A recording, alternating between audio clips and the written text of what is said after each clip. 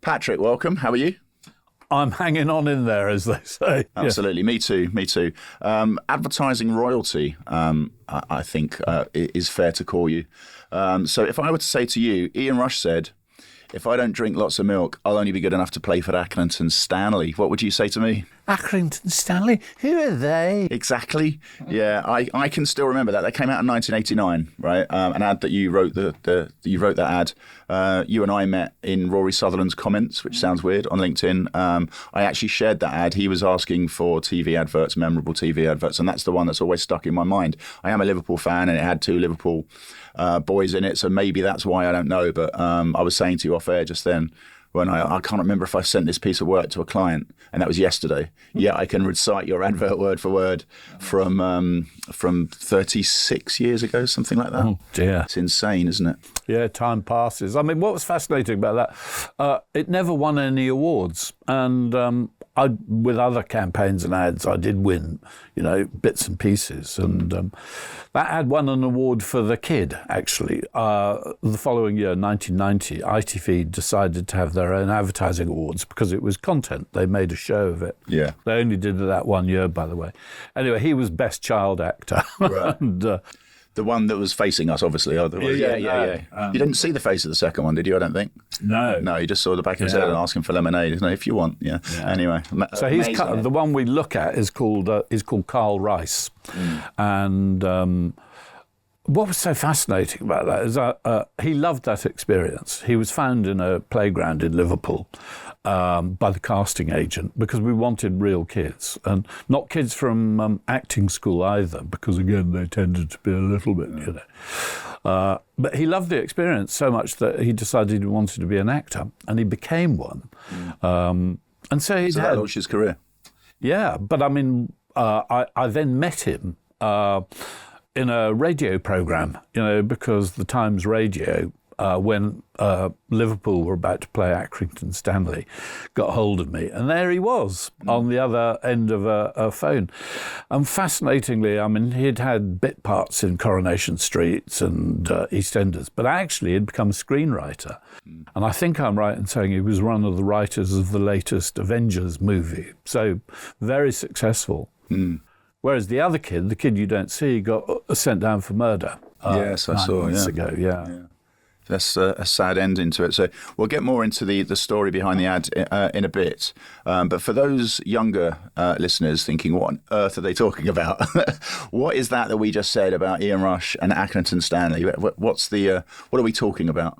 Well, oh God. I mean, the original brief was to try and get mums to buy milk to give their kids, because, of course, Margaret Thatcher, God bless her, Thatcher, milk snatcher, when we were kids growing up, you got free milk at school, and she decided that was too expensive. So overall, sales of milk have been in decline, but for kids, it really is kind of an important part of their diet growing up. And so that ad was one of a whole series aimed at trying to get mums to buy milk and use it for their children. Cool. And I mean, if you want to talk about it more later, I'll hold my fire if you want. 100% do. Yeah, I'd love to dig into it. But traditionally, we ask guests to sort of give us a little bit of a potted history of their career. So let's do that bit. But I just wanted to start with the Accrington Stanley, because I've been looking forward to doing that for about a month now.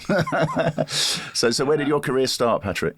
I started at an agency called Ogilvy, Benson and Mather, and they've got rid of poor old Benson, and Mather's gone. Ogilvy's still there. So I started as a copy trainee back in the late 70s. And of course, in those days, agencies made enough money to be able to train people properly. And so the year I was taken on, I think 6 other trainee copywriters were taken on too, of whom I think 4 dropped out at one stage or another. But of course then in the 90s and after that, agencies didn't train any longer. They relied on universities and colleges, which was, again, has changed the nature of our industry. Okay, and where did you go after that? these were more forgiving times. I mean, they should have sacked me for being crap, and but I managed to survive 2 years. And then I went and worked at a place called Waysies down in the basement. We were the forgotten tribe, as it were. And then what did I do? God, I don't. Oh, I know. By incredible luck, and it was luck, I ended up at a direct marketing agency in Wardour Street called, we called it Dodgy Adverts. It was called Direct Advertising. Dodgy Adverts, illegal, dishonest, untruthful ads, we used to say. But it was owned by an agency called BMP. And our rather lunatic managing director, Tim Burchett, had a relationship with Sony, and as a result of that, Tim Steele, the marketing director, gave us a TV campaign to do. So as creatives, we're used to doing direct response ads. TV brief, wow, this is amazing. And so that was my first ever TV commercial. What was it for? It was for Sony cassette tapes. Remember cassette tapes? Yeah, exactly. Anyway, that got us noticed at our parent agency. We were owned by an agency called BMP. Anyway, Gerard, my art director, Gerard Stamp, and I got back to the agency one evening, Dodgy Adverts this is, doing something with our first commercial. And there was a note pinned to the door. It said, "Gone bust, gone to pub." Oh. So we did. We went to the pub in Wardour Street, and it was true. There were a handful of people looking rather shell-shocked, and the CEO of BMP had turned up earlier and said, "I'm afraid we're closing you down. You don't make money." And so it was awful. Yeah. Anyway, I got back to my to where I was staying that night. I had rented room in a house, and was sitting there thinking, "Blimey, well, what do I do?" Anyway, there was a knock at the door, and outside, parked in the middle of the road, was a Rolls Royce, and the creative director of BMP, Graham Collis, and he said, "There's a desk for you in BMP. I'll see you tomorrow morning at 9 o'clock. I mean, honestly, talk about the road. So Graham Collis, wherever he is, he not only saved my life, he kind of made it, because BMP was, and in my view still, remains the best ad agency in the history of ever. So many famous campaigns came out of it, but not only that, the methodology, planning, and some of those brilliant people who then went on to create other agencies, from Dave Trott and the diaspora of planners who went off to change advertising around the world. And boy, it was a really exciting place to be. Amazing. And then you went to Google, which might seem like a left turn there. Well, I went back to Ogilvy as the creative director. I mean, actually, that was funny. I went back as the creative director, but I discovered I was called the executive creative director when I got there. Now, of course, you're nothing if you're not a chief creative officer. But anyway, no, I got back to Ogilvy as the ECD, and that was great. I mean, I know you should. I mean, on LinkedIn, the great job website, as it were, I saw there was a job for a creative director going at Ogilvy, so I applied for it. This is about 3 months ago, by the way. Anyway, you have to write a letter, that goes alongside your application, and my letter said, "I bet I'm the only applicant for this job who knew David Ogilvy." And but of course, it all gets read by a bot, and the moment they saw I was geriatric, I would have been binned. But well, I'll see if Rory Sutherland can put in a good word for you. Well, of course, Rory and I go back a long way. I mean, Rory Rory became the creative director of Ogilvy One when I was running the big shop, and he is a rather marvellous human being. Yeah, indeed he is. Indeed he is. And then Google. So yeah, Google was fantastic. I mean, after that, I went and did a whole load of things. I did my own thing. And I published a magazine called Directory. And I did freelance side and training. I did a lot of training. And it was really good fun. Anyway, I met up with a guy for a drink one night, and we were chatting away. I'd done a talk at his agency, and then he'd moved on. Anyway, it took about 40 minutes. I said, "Are you trying to recruit me?" And he said, "Yes." I said, "You must be joking. Look, you know." And he said, "No." Anyway, to my amazement, yeah, Google offered me a job. I thought long and hard about it because I was making more money actually as an independent. But on the other hand, the opportunity to be inside the mothership as the planet burns, you know, was too good to miss. And so... What sort of work did you do there at Google? Well, I headed up the creative side of the zoo. And the zoo was named after the very first video uploaded to YouTube, which was of one of the founders' visits to San Diego Zoo. And I mean, it's a really stupid video. He's standing in front of the elephants going, "Well, here I'm in San Diego Zoo and here's an elephant." But that's why it's called the zoo, because it's the first video. And the idea was to try and exploit creatively all of Google's many different platforms to show brands what they could be doing, you know, across this network of different digital opportunities. And it was, I mean, for me, it was so eye-opening in some ways. I mean, I'd done a bit of time in direct marketing. And I can remember once looking at a brief, and there's a little box on it. You know, it said consumer insight.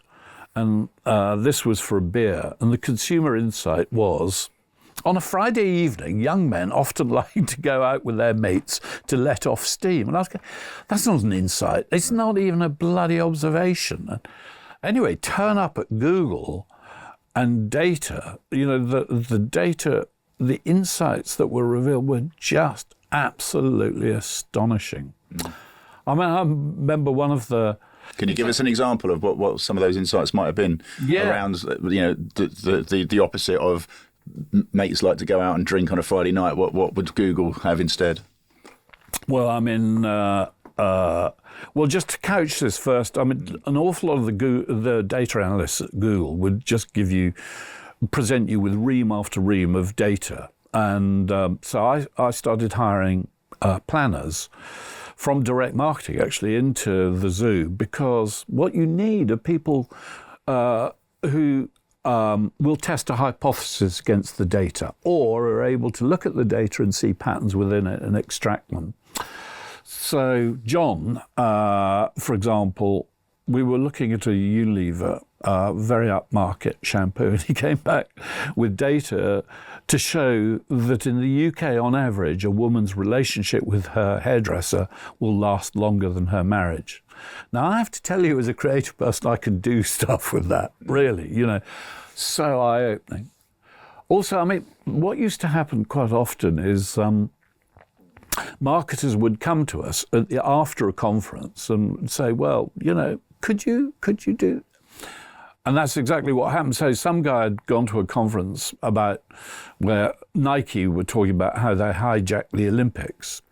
And so this was, he was the marketing director of Smirnoff at the time. And he said, "Well, look, the Football World Cup's coming along. Do you think I could hijack the Football World Cup?" And you think, well, football, beer is pretty much a done deal. Probably not, but let's have a look at it. Now, the data revealed some bloody amazing stuff. And I mean, what the data revealed is that during a World Cup, so in the UK, 48% of all people following it were not football fans. In Germany, that's 62%, and in Spain, it was 63%. And when you think about it, it makes perfect sense. I'm not into football, but when I was running a department at Ogilvy, I had a big TV installed, and you know, it became a thing. Shared viewing. And that also was what the data revealed, that 76% in the UK of those 48% were women. So suddenly you're thinking, my God, of course there's an opportunity for Smirnoff now. And then you start using digital media in order to be able to talk about different cocktail recipes that are relevant to the different matches, bringing the countries together. And then you're using Google Maps to show people bars where stuff's happening and all the rest of it. So for me, it was just really eye-opening and absolutely fantastic. Yeah. Okay. And taking us back to the milk, the very famous Milk Board advert in 1989. I know it was a long time ago, but can you remember anything about the briefing process? Can you remember the first brief? Was it milk's not selling, sell it? Or was there a bit more to it? Well, it was a pitch. So I was a copywriter at BMP. Best agency in the history of ever. I think I might have told you that. Yeah. And so I was working on the pitch, and I went into the agency on a Sunday with the planner. It was a guy called John Steele. And John subsequently went off to Goodby Silverstein in America and subsequently became the global head of planning for WPP. So, he went off into the stratosphere as a planner. But we were sitting in the agency this Sunday, feet up on the desk, because on the table, because none of the big wigs were around. I think the booze cabinet was open and all the rest of it. And John said, musingly looking at me, he said, of course, milk isn't a drink, it's a food. And you go, that's interesting. Run that by me again. Now, that is an insight. That is a real insight. Because up until that moment, in the UK, milk had been sold as got a lot of bottle and it was all jolly and jingly and colours and bright and all the rest of it. Food is completely different to drink. Food is, you share food. When you make food for people, it's about love. It's about relationships.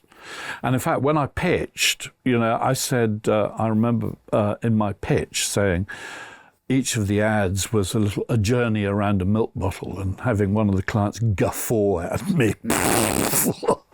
but in a way, so when you look at it, it is about relationships, and that allowed me to write these intimate little moments of dialogue. And again, the way all of them, there are no cuts. And the camera is absolutely locked off on one person. There was another one that we shot at the same time, never became famous, but it was Kate Moss's first ever commercial. She was a teenager at the time, ending it with her boyfriend. So John Steele had the big insight, and that allowed me to write ads that were completely different in that category, that then people noticed because of that. And yeah. So of all the teams, I can kind of guess probably why Liverpool, firstly, because they were the best team at the time, but why Accrington Stanley? Well, of course, it wasn't just Liverpool, it was Ian Rush. Ian Rush was the David Beckham of his day, and it wasn't just that he was a brilliant footballer. But what we loved about it was he went over to Spain, didn't like it, and came back. Italy. Yeah, Italy. Yeah, yes, yeah, yeah.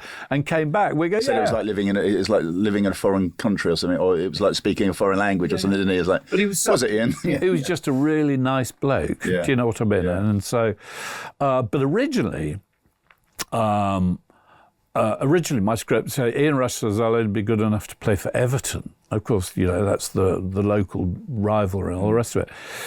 Anyway, so Roger Shipley, who was my producer at the time, had to get in touch with Everton because you've got to have, even if it's just tacit permission. They said, you must be joking, And I think he tried a couple of other First Division football clubs, all of whom said, take a hike. And it was here, Accrington Stanley had literally just fallen out of the league and were licking their wounds. And of course, any dosh at all was helpful to them. And of course, it made the ad so much better. Yeah. One of the things about creativity, by the way, is that, fuck-ups often end up being your best friend, do you remember, so that made my ad more memorable. Because Accrington Stanley is funny itself, it just is. It sounds, and I don't know if you remember the Heineken ad, the water in Majorca. Yes, yeah. Well, originally that was based on My Fair Lady. No, that was a lovely bloke called Adrian. oh my God, senior moment here.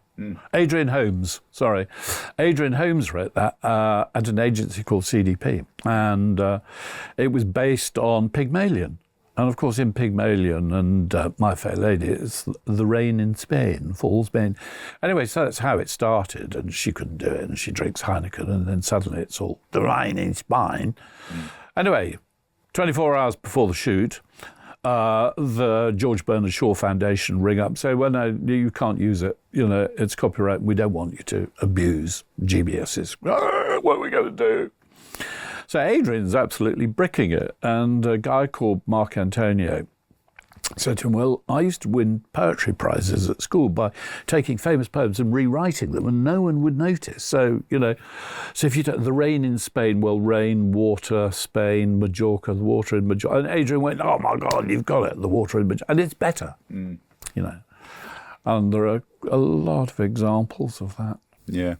So I have two teams, which is probably why I love your advert so much. One is Liverpool, so obviously Ian Rush, a hero of mine as a boy. And the other one is Sutton United, which is a non-league team. And we play Accrington Stanley every now and again. And I can tell you that around the ground, when Accrington Stanley come to town, your advert is, or at least a part of it, is recited. So this is an advert that's basically aired 36 years ago, and people are still quoting it now because Accrington Stanley and your advert are now inextricable, to people of a certain age. People can't think of Accrington Stanley without thinking of your ad. So Rory Sutherland, we met in the comments, as I say, of one of Rory Sutherland's LinkedIn posts, which is a strange sentence to say in itself, but he mentioned something recently about American Express, and he said basically Ogilvy had virtually given away an idea to put member synths on the card, and he said if you add up all of the retention that sort of built over the years, it's probably $1 billion idea. But do you know how much milk you sold in the short term and how much you're probably still selling today as a result? Should you still be on the payroll for this? No. What I do know is that it did reverse the decline, and so there was an uptick. I should imagine since then it's deteriorated quite steeply. But no, I mean that's the thing about being a creative person in advertising. You could have ideas that materially change the lives of others, but you just got paid your 2 and 6pence. Yeah. So what other adverts were you involved with that you were sort of proud of?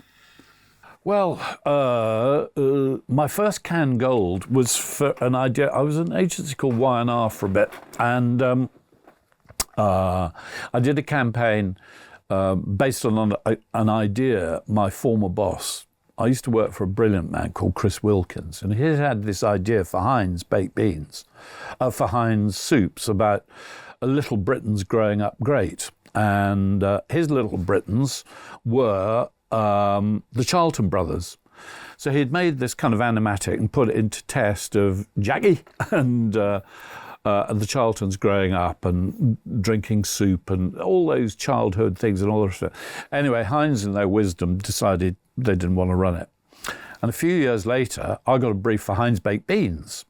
And so I took Chris's idea and I turned it into a campaign, and we had Cilla Black growing up, eating beans, beefy. But the one I was most pleased with, which won awards, was Margaret Thatcher. So there's a little kid sitting at a table, and as Mum puts beans on her piece of toast, beautifully shot by Simon Cheek, by the way. The little kid looks up, and the casting was perfect. She said, I wonder, if I eat enough baked beans, do you think I could grow up to become Prime Minister? And her mum looks at it and goes, you might, Margaret. And then goes, you might, and then whips the plate away. So what was fascinating about this, the story, is, of course, in order to run this ad, we had to get the Prime Minister's approval. And so my chairman at the time, John Banks, was involved with the Tory party, and he got Bernard Ingham to get Margaret to give passive approval. In other words, and that's what came through, the Prime Minister would not object to being portrayed in this way. And so the ad ran. But after about a week, the Blue Rinse Brigade were up in arms, and it was taken off. But so that was quite fun. With the milk ad, just going back to the milk ad very quickly, just something that just occurred to me. You had to get permission from Everton, who definitely didn't want you to have it, or any other First Division team. Did you have to get permission from Liverpool as well? Yes. Yeah. But they were and Ian Rush himself. Yes. Yeah. And I should imagine Ian Rush was paid. I mean, again, not a huge amount, because, of course, we were just using his name. Yeah. Which actually brings me quite nicely onto my next point. Why is it, do you think, that I can remember, and I'm not alone because I speak to people about this all the time, why I can remember your ad and other ads from the 80s, maybe the 90s, but less so advertising today? What do you think's changed? Do you think it's just because we're like sponges when we're younger? Do you think it's that the quality of the advertising has changed? Do you think there's so much more distraction today than there was in the 80s? What do you think? A mixture of all of it? What's your take on that? Yeah, no, I think there are a load of things. I mean, so you've had some interesting people on your podcast. So Orlando Wood, for example, and Andrew Tyndall. These are people who will say to you that advertising today has become increasingly left-brained. In other words, there aren't stories featuring people. You know, and that's what happens. I mean, if you look at the ads of the 80s and 90s, there are stories, but there are characters. You know, and so that you can relate to those. And today, as I say, there's an awful lot of banging music, very, very cussy, MTV. There are product-specific points supered across it, and everything is really short-term. So again, I mean, your most recent podcast, the battle between brand and performance. You know, you're talking about great, yeah. Which I'm really fascinated by the number of views. I mean, he's had 26,000. I mean, on average, you're getting 4,000 or 5,000. So he's gone down very well. But it is to do that. The 80s and 90s, brand advertising worked. Demonstrably, it worked, and people were more patient than marketers are now. I mean, again, you had Rory on here. I don't know if Rory was saying on your podcast, but an awful lot of the fault lines in advertising today go back to the financial crash of 2008-9 and the irritability of CEOs, you know, to their CMOs saying, give me the numbers and I want the numbers to be good and I want them next week, you know.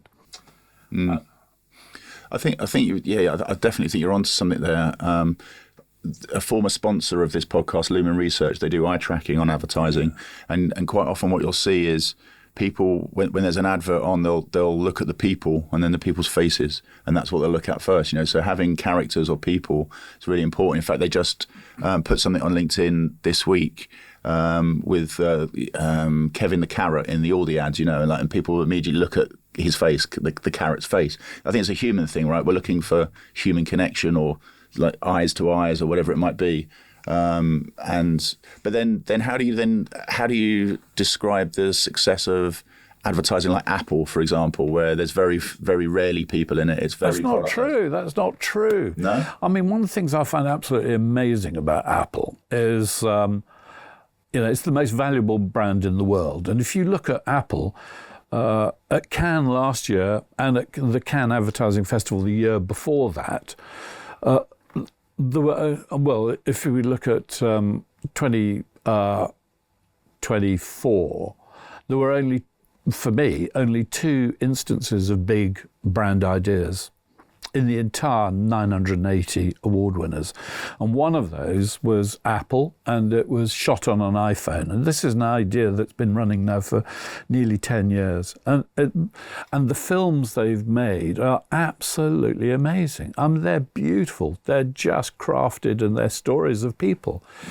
If you look at, again, Apple and the way they use digital media, the way they use YouTube, there's... God, I forget what they call them now. There are the office workers. There have been 4 long-form videos. The first one was only about 4 minutes long, but the last one was about 12 minutes long. The same characters. Every ad, they're using every single Apple product in order to be able to accomplish a task and all the rest. tens of millions of views. And then recently, I mean, you know, the Apple iPhone, there's one to show that the battery lasts a long time. And it's a bloke sitting on his tractor driving, but it's just mesmerising. It's meanwhile, you've got Samsung doing all clever things and creating brand experiences and stuff like that.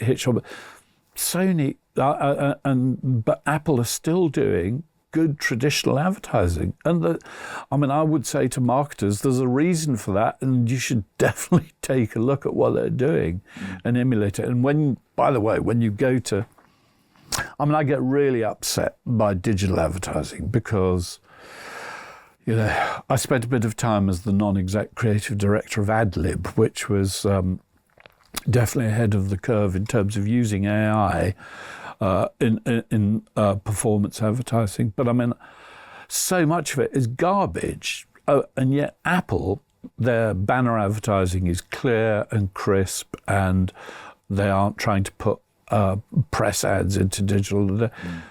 Everything they do, you know, is around this clear concept of what the Apple brand is. Yeah. Okay. So could you give us a bit of an insight on the process of writing a TV ad? Where does it start? Like, obviously, it starts with a brief, or I say obviously, maybe it doesn't, but let's say it starts with a brief. If we start there, how do you so you've got no ideas currently, you've got the brief, you read the brief, and then what happens next? You put your feet up on the table, you open up the alcohol cabinet on a Sunday, and... Sometimes, David Ogilvy once said when he got stuck, the second bottle of claret usually unstuck him. I don't know. You just work at it. As I say, I used to work with this... I spent a year as the writer with John Webster, who was an advertising genius. So Smash Martians was one of his. At one stage, even though he died 7 or 8 years ago, 6 of his campaigns are still running, you know, for John Smith's The Honey Monster and so forth. I was walking past his office one day at BMP, the best agency in the history of ever, and he said, "Oh, Patrick, have you got a minute?" And 7 hours later, I think I was allowed to go to the loo, but 7 hours later I tottered out, absolutely knackered. But we'd done a Sony campaign, which ended up doing lots of interesting things. But what I learned that day was concentration. He had concentration like nobody I've ever met before. Most creative people have a concentration span of about 10 minutes, you know, before you have to go to the loo or you put on a YouTube video or something. And that's what you do. You sit down and you look at it and you just start trying to work out what it means. And then you start writing down sentences, and then you start see. And for me, it's about what can you see, you know. What about the writing process? Do you just write as much, just free flow write to start with, and then pick out the bits that you like, and then sort of edit it down, and then change it and move it around, or are you trying to get the perfect line every time before you commit to paper? No, it's phrases, but I mean, a phrase will lead to something you can see. Do you see what I mean? So I mean. I'm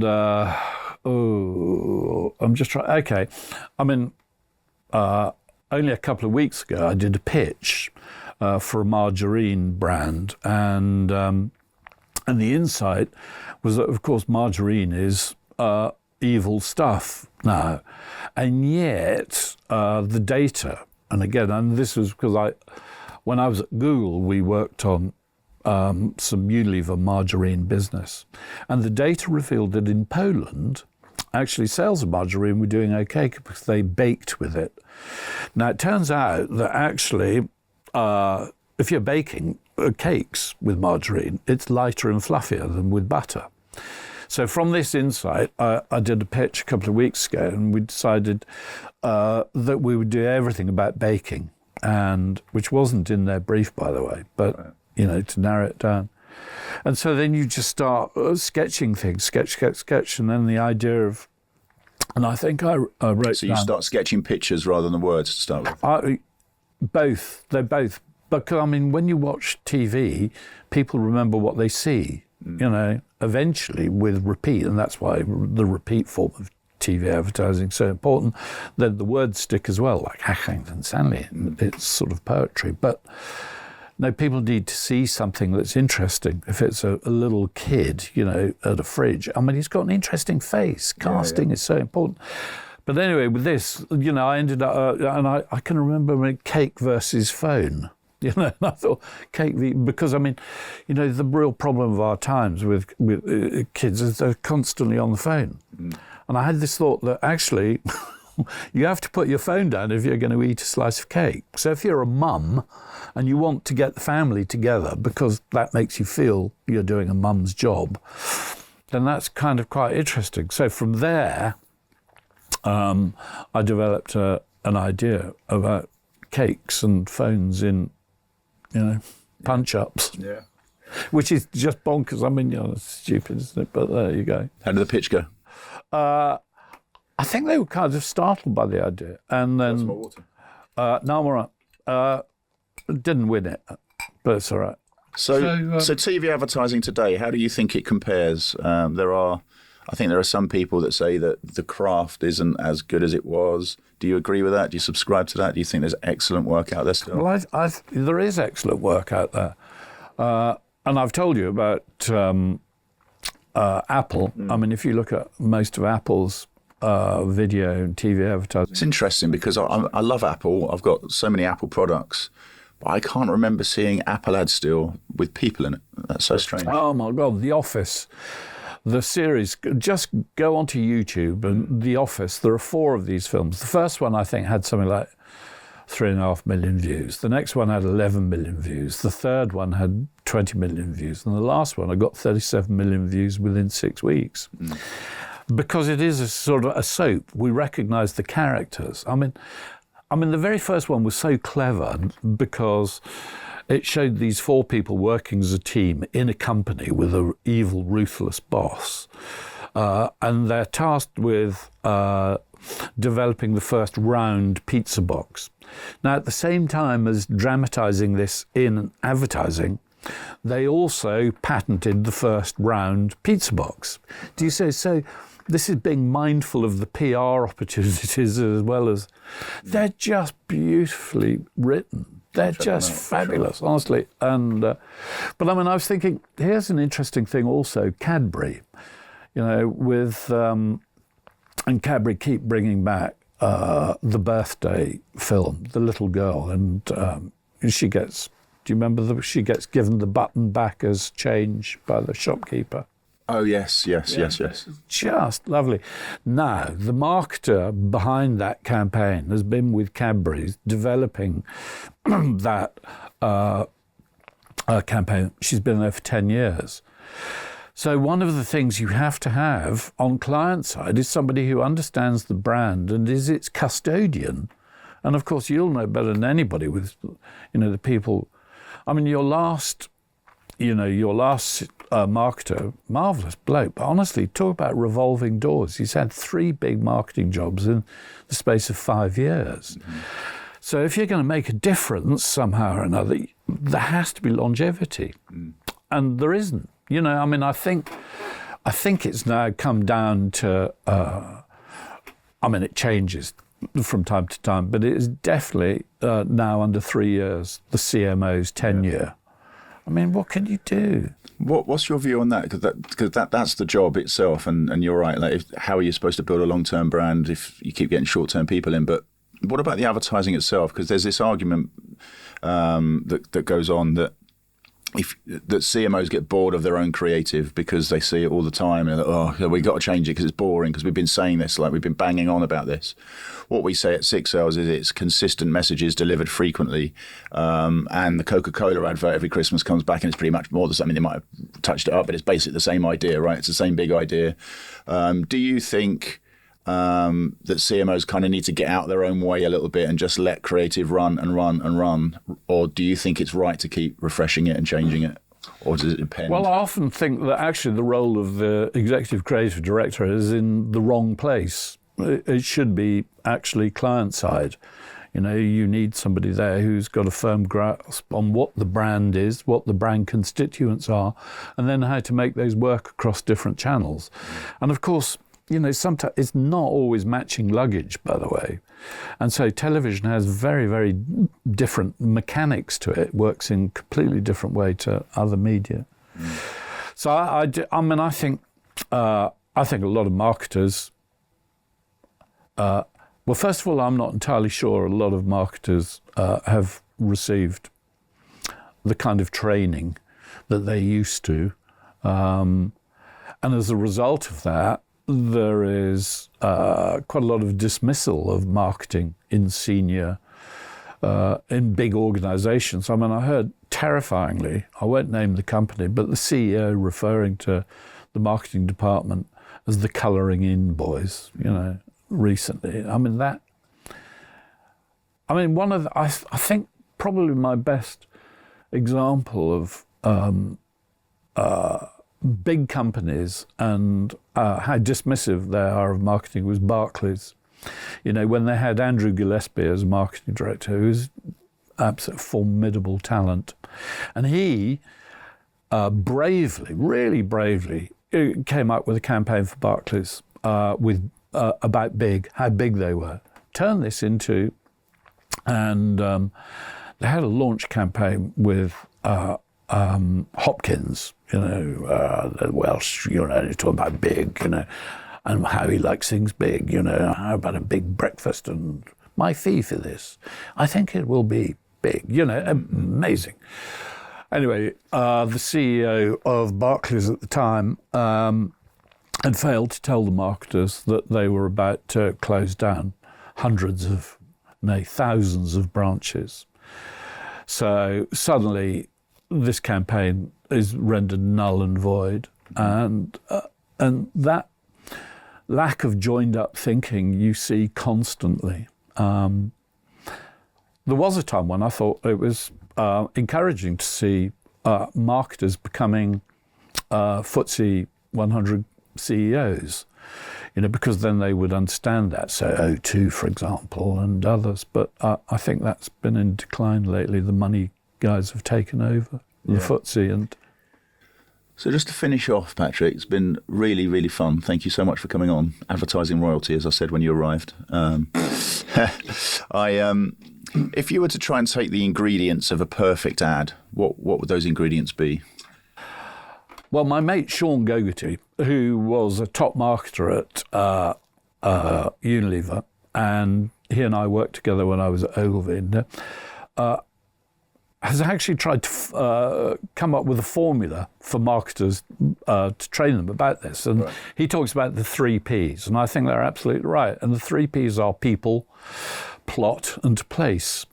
So, it's 3 Ps. But what you're talking about is personalities that you can relate to, you can warm to, with stories, and part of it, and brand assets. So place is a brand asset, because then you can start doing other things with those across to, and that's it.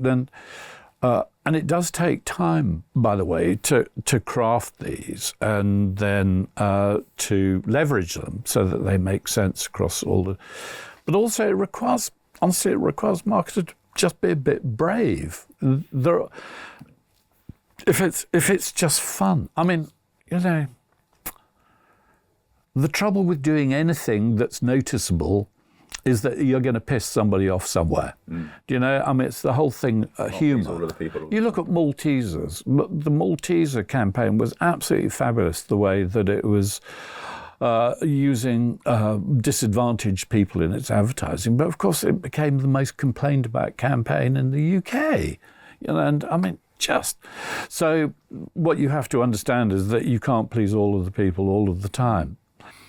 Why do you think it is that, you mentioned Orlando and Andrew and left brain thinking from System 1 there. Why do you think that is? Why do you think that is it just a trend? Is it just is? Or do you think there's reasons why people have gone a little bit more right-brained and more logical and less more left-brained, yeah. It's because it's easier. You don't get punished for it. Often creative people often get identified when they're 6 or 7 years old as being different. At that age, suddenly you're put into school uniforms. You go to school, you learn all the same shit as everybody else. The moment you do something that's slightly out of line, as a kid, then you're identified as such. So either you're teased and tormented by kids, or you're penalised by the teaching staff. And then from that moment on, what happens is that either you dig your heels in and you become a rebel and you get known as a difficult person to deal with, or you just toe the line. And the point about towing the line is that no one ever got punished for it. You just, and most jobs, by the way, are repetitive. Nobody ever got fired for hiring IBM. Yeah, exactly. And so that you see all of that in kind of most marketing organisations. People don't want to raise their heads above the parapet. They don't want to draw attention to themselves. They don't want to have ideas, and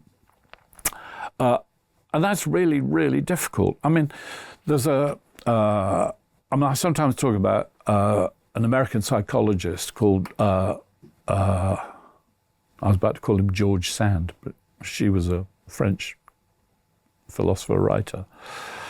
But in America, they devised a test for NASA astronauts. And NASA were quite clear that creativity is solving problems. And so they wanted the most creative people in America to join NASA. And so they devised this test. Anyway, having devised the test, the man I'm now referring to as George Sand wasn't called that at all, sorry, for some reason decided to give it to a class of 7-year-olds. 98% of them were geniuses. And then every year in the American educational system, it kind of went down until you end up with kind of 1%, 2% by the time they're 18. So creativity is unlearned. And so, I go back to all... Is it Picasso that said everyone's born an artist? Yeah. The trick is to remain an artist as you grow old. Absolutely right, absolutely. And he didn't see with the eyes of a child. So, it is really hard. For creative people, it is really difficult, especially, and in advertising, because criticism always feels personal. You write a campaign, people go, well, that's shit. And by the way, most presentations, that's the initial result, that's shit. And then people will think about it a bit, but it's hard to take. And so people don't. So, but throughout our society, left brain has taken over, and that we see that in cancel culture. It is really important to certain groups that everybody thinks the same. What? Why? But again, in marketing, Rory said, didn't he? He said that creative people have to go to the finance people to get it signed off, but it's never the other way around. Yeah. Finance people don't come to creative and go, do you think this is all right? Yeah. But it's so interesting. But when I was the creative director of Ogilvy, my closest ally there was Peter Walker, the finance director. I have to say, a man for whom I have great admiration. But there we go. Creativity. It's really, really important, and it's massively undervalued because most people would prefer the status quo. As a creative director, every time I walked into a meeting room, I represented change. What you've been doing before, we think we can do it better. And some marketers just really don't want it. Right. So what's one thing, put you on the spot, but what's one thing you think, or maybe 3 things, let's say 3 things. So what's one thing that you think should change, one thing that you think should start, and one thing that you think should stay the same with advertising as it is today? If you're a significant advertiser, then I think the Peterfield-Lesbinet 70-30 principle is about right. 70% of your spend, in brand. And boy, you've got to be a brave bastard to do that with only 30% in digital. What's the middle? What would I change? Start, stop, continue. Oh, start, yeah. Is that a start, stop, or a continue, that one? That's probably a continue. That's probably a start for some. Continue for others. Start one. Well, I might as well ask you to put a finger in the dike. the increasing flood of digital bollocks out there. I mean, when I was at Google, even then I was appalled that only 0.5% across the Google Display Network, only the CTR was 0.05%. You know, a CTR of 0.05, that's 1 in 2,000, and you're going. So that means 1,999 ads are just completely wasting space. And as a result of that, of course, everyone hates advertising. Is it that, or do people not need to click? Like, I always think, like, if Coca-Cola were doing digital ads, you wouldn't need to click, would you? Because everyone knows what that is. It's just a nudge towards, it's a hot day, I'm thirsty, I might have a Coke sort of thing. You don't need to click to... So I'm not sure that click-through rate is the right metric. Would you argue with that? I think it would be a really interesting discussion to have. But for me, as a creative person, I would be saying that the CTR rate could be massively improved if you just actually apply a little bit of creative thinking to it. I mean, I did a presentation to Dyson once, about all of their banner ads. I mean, no one thinks about banner ads. Banner ads have been given over to AI completely, and that's why they're just boring. Yeah. But the moment you do something interesting, then actually you have people's attention, or at least you would do. I mean, one of the things when I talk at conferences, I ask people to let me know, put a hand up if they've got ad blockers installed. And of course, at least 50-60% of marketers have got ad blockers installed to their phones. You know, they are creating the problem that they're then trying to pay people to overcome. Yeah. I'm still missing one thing. There we go. Can't remember. So stop crap ads. Yeah. Start thinking about the long and the short of it from Burnett and Field. Yeah. So something to continue, something that we're doing well. If you've got a brand platform, continue it. You know, take the Kit Kat model that Mark Ritson bangs on about. Absolutely. Quite right. Amazing. Patrick, thank you so much for being on the podcast. Really enjoyed it. Advertising royalty, that advert will live in my mind until the day I die, I'm sure. And I can't even remember what I did yesterday. So thank you very much for being on the podcast. Well, thank you. When I got to Google, to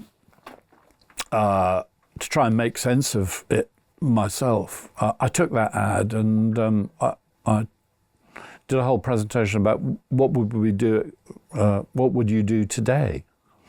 Of course, using social media, and which became... What was the conclusion? Well, you do it totally different. I mean, the first thing is that what I discovered, I mean, what's so lovely is Ian Rush is director of football for schools at Liverpool, so he's still in harness. So my idea was that you would try and recruit parents to user-generated content, to create content. So to film their little darlings, demonstrating their football skills. And from that, we would get Ian Rush to assemble a team of kids to play Accrington Stanley. And so the idea Accrington Stanley are so crap that you've got a team of 12-year-olds, well, hey, but then, of course, what would happen is that you'd get the kids to boot camps where we'd get Liverpool heroes such as... who's the played for England? Anyway. John Barnes? No, more recently. Steven Gerrard? Yes, Steven Gerrard, doing coaching clinics. Now you're creating content. You've got curated content of parents. You've got now creating content because all of those soccer skills with Steven Gerrard and all supported by Milk or the Milk brand, because it's not the government any longer. Yeah. And then from that, you'd create the team, and then you'd use completely different kind of advertising to try and draw attention to the match itself. So that I devised an event, a stunt at Liverpool, when kids would come onto the pitch at half-time, and the security guys would try to get them off, but their skills were so amazing. And so it would be one of those people going, this is on live TV, by the way, is this for real, or are we being had, or whatever you try. Yeah. And then you try. And then the killer, this is the data bit, I've got all of the way through all of this. And this really happened. And I say, God, this is interesting. This is great. It's so different. one of my strategists, one of my planners came to me and she said, well, look, here's the interesting thing about data in the UK, which is interest in football among children is declining, very gently, but it is in decline. And I said, well, that's amazing. She said, well, no, what's more amazing is what the trending sport is across both sexes. What's that? And it's dance. And so the moment you look at it and then you test it, and at that time, something like 5 winners of Britain's Got Talent had been dance troupes and dancers. You begin to see the evidence. You then start looking at... I wonder if it's got anything to do with TikTok, because a huge swathe of people on TikTok are dancing, right? They're doing, they're recreating, like the Taylor Swift dance for Fate of Ophelia, for example. So if you're just constantly seeing people dancing, maybe you're thinking, I quite like dance, maybe. Don't know. Absolutely. But also, it was brought home to me because I went to the gym in Sittingbourne one Sunday, and I heard noises coming from the hall next door, and there was this big dance competition, where kids dance. And it's a cross between, it's almost gymnastics. It was incredible. So of course, then you look back at what you've done, and Accrington Stanley is definitely boys. And now suddenly I'm going, well, I've got to recreate all of this. And so then I found this amazing choreographer who her videos get 20, 30 million views as she takes people through dance steps, and then you do the whole thing differently. But of course, it's so much more complicated. In the old days, I made a 40-second TV commercial and then we all went home. Yeah, indeed. Now there's hundreds of channels to consider. Patrick, thanks again. Really appreciate it. Thank you so much for coming in and for being on the podcast. That's brilliant. Really I'm so flattered, mate. Anyway. The pleasure was all mine, and hopefully people enjoyed it as much as I did. Yeah, great. Well, thank you. Thanks very much.